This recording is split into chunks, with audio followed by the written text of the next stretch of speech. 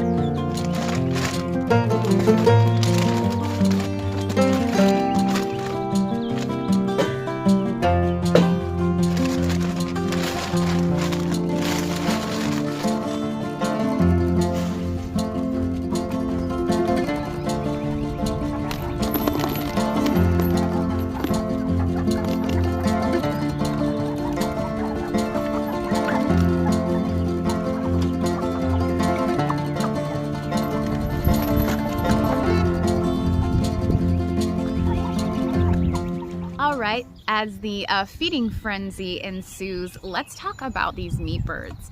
Guys, I know there's people who don't like, people who raise their own meat, and I totally understand. If that's you, this video is not probably for you, but it might be educational and help you understand why other people do it. So for those of you who are on the fence though about chickens, this is about you. This video is for you. We absolutely love raising our own meat here. First of all, it's super fun. I love learning these skills. I love feeling like I can take care of myself and my family. And I love the thought that I'm not feeding myself something that is detrimental to my body. So there's nothing extra in these birds that I don't know about.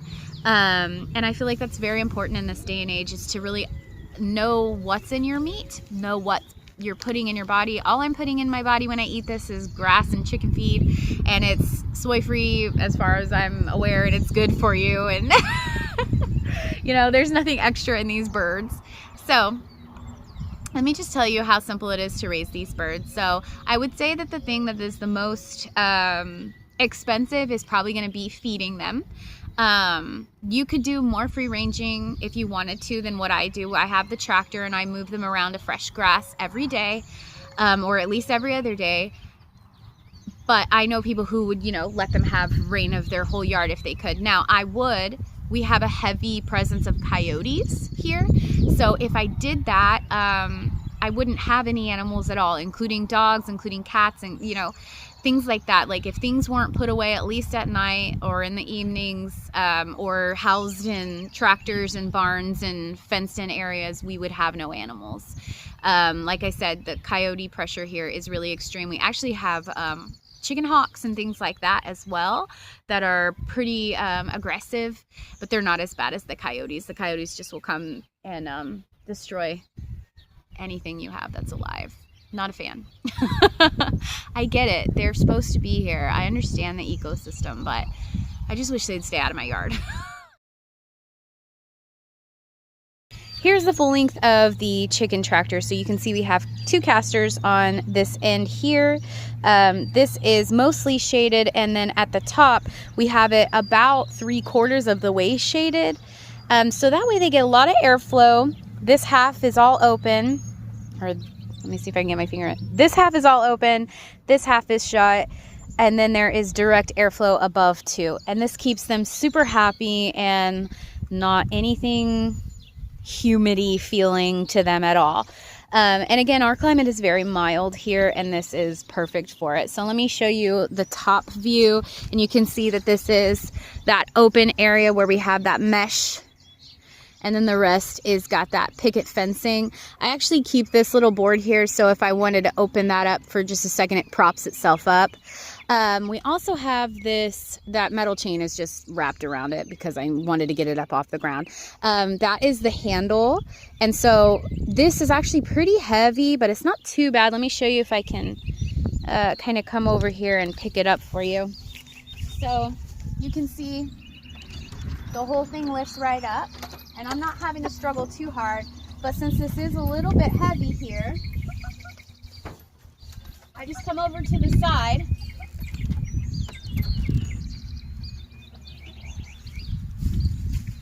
and like that it just lifts straight up. And I'm pretty short, so this is not difficult for me. And again, like I said, like 5 foot tall, this is not too difficult.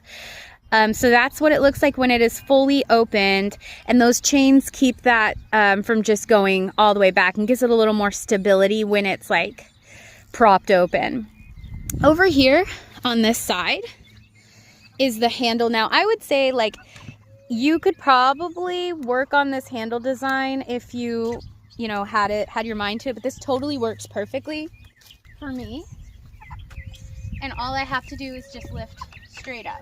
Now, this is a little heavy on this side because the water is super full right now.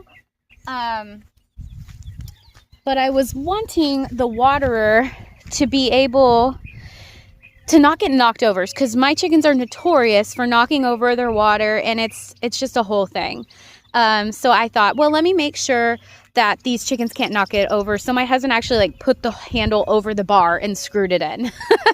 And I just take the lid off and I'm able to pour water into it. No big deal. The other thing that I like that we did was we added in this chain on this support bar, and that keeps their food up off of the ground level. You can see there it's hanging, and that keeps the ants away. And so that's really nice to just think about those things. So the water is actually a little up off the ground. The food is up off the ground. They're both hanging on these support bars.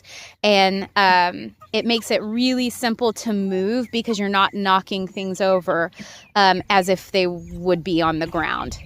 Yeah, and so these little birds, they're super... Oh, she swallowed some water, poor girl. These little birds are so happy in here. It's a very basic design. Mesh on about 2/4 of the bottom and 1/4 of the, whoa, 2/4, what am I saying?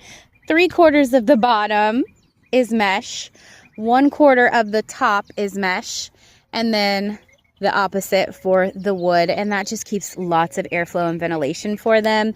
A handle on one side to move it, casters on the back, and then, whoa, chicken back there.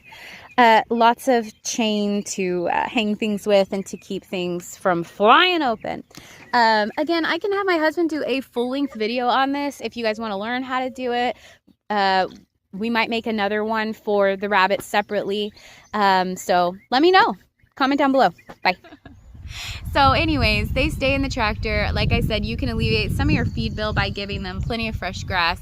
But we really do feed here. I can put a picture of the exact feed that we use here in the corner of the screen. And you just get it at any Tractor Supply. It's for meatbirds. It is for production birds. And it's really easy to buy. It's not crazy expensive. At this point, we are buying about 2 bags a week. Whereas prior to that, we were only buying 1 bag a week. I have 10 birds, so that kind of gives you an estimate of how much feed you would use in a, say, a 12-week period, depending on how long you let them go. I'm letting my chickens go a little bit further, so I am putting a little more money into the chicken, only because I want the biggest bird that I can get. And I like them, so I'm spending, oh, I have somebody coming down the driveway. I like them, so I'm spending a little more time with them, so no big deal. But there is more efficient ways to do this. This is really not about efficiency for me. This is about learning. I've always been a little bit standoffish with doing the birds because I thought it was going to be really difficult. But like I said, it's been so simple. I'm moving the tractor. I'm making sure they have feed. I'm making sure they have water. And that's it. So simple. You know, when you have like laying hens, you want enrichment for them. You're making sure they have plenty of scraps because you want those really good eggs. But these birds are just eating. They don't need all the rest of it. They just don't want it. So that's interesting. Now, I did accidentally raise a meat bird one time. When I was new to chickens, I bought a chicken that I thought was an Easter egger out of a Tractor Supply bin.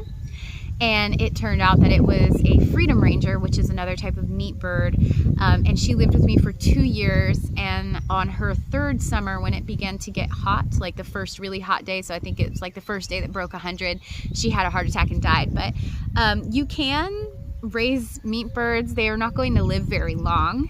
That chicken was well taken care of and had an awesome life, and she was my favorite chicken of all time. We called her Big Rhonda.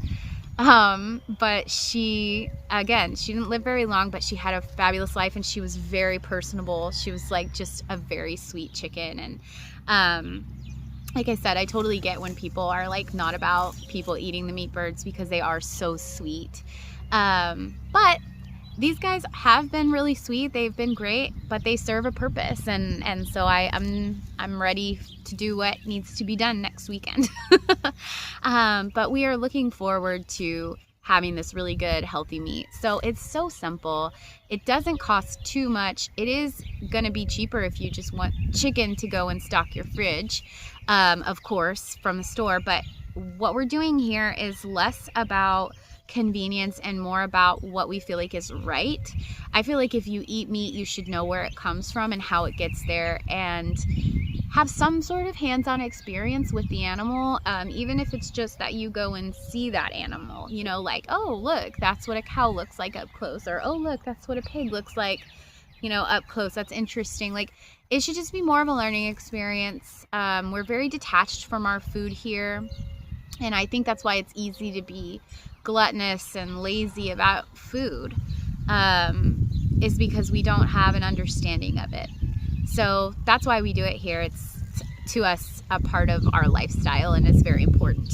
But again, it's also just a really fun experience to raise these animals and to see, wow, and feel so accomplished when you're done. So I'll take you along next weekend when we go through our process of butchering. If you'd like that video, comment down below. It might take a few weeks for me to get that edited and put up for you guys, but I hope that this video kind of encouraged you if you were on the fence, like I said, for like, do it. It's actually really fun, and you don't have to start big scale, large scale. I know a lot of people want to get, you know, 50 birds to put in their freezer. We actually have a small freezer space, so all I can put in there at a time and still have room for anything else is going to be about 10 birds. And when I'm done with this chicken tractor, what's great is that it can be used for other animals. So I'm going to actually be putting some rabbits out there, and that's going to help them get some like fresh grazing throughout the day, and again, keep them safe from any of our pest pressure, our predator pressure here. And then when the rabbits are kind of done using it, I'll put another batch of chickens probably at the end of the summer. So like I said, I hope this encourages you to just try something new, have fun, and enjoy and understand how and where your meat comes from, how your meat gets to the table, and where it really actually came from. It would do your mind well. All right, guys, I hope you have a great day. I hope this encouraged you. Don't forget to like this video, subscribe to my channel for more really great and cozy homestead living. This is the joy of my life. So I will see you in the next video. Bye, guys.